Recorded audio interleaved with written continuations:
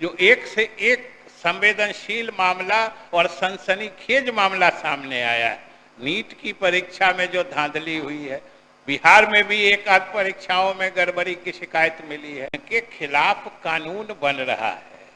और गड़बड़ी करने वालों को जब दंडित करने के नियम और कानून इस सदन में बनाए जा रहे हैं, तो आखिर इस तरह का अपराध करने वाले को बचाने के लिए विपक्ष का ये रवैया कि इस कानून के बनने के समय वो सदन से बहिष्कार कर गए, लगता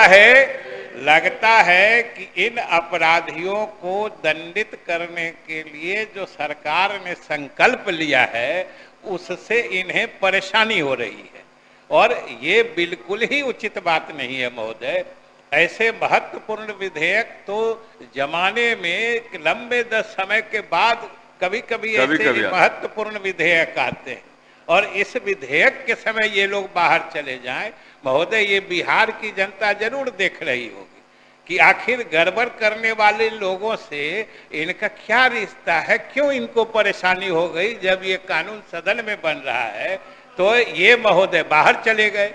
महोदय आप भी अवगत हैं कि पिछले कुछ दिनों से लगातार जो पूरे देश में विभिन्न परीक्षाओं से संबंधित मामले उजागर हो रहे थे, चाहे नियुक्ति का मामला हो या नामांकन का मामला हो, अलग अलग जो नियुक्ति प्राधिकरण हैं उनके द्वारा जो परीक्षाएं आयोजित की जाती हैं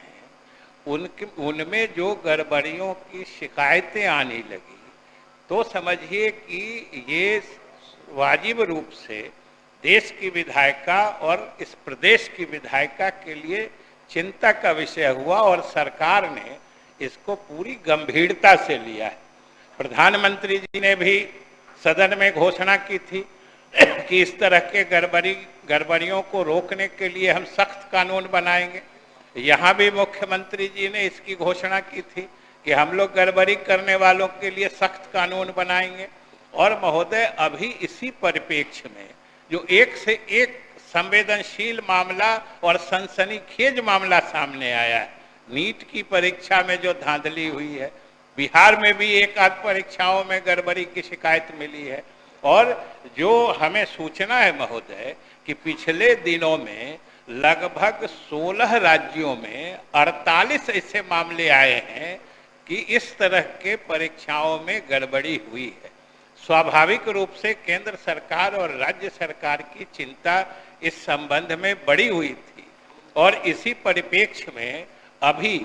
पिछले जून महीने में केंद्र सरकार ने एक कानून बनाया कि लोक परीक्षा अनुचित साधन निवारण अधिनियम केंद्र सरकार ने बनाया और उसमें राज्य सरकारों से अपेक्षा की गई थी कि इसके आधार पर चूंकि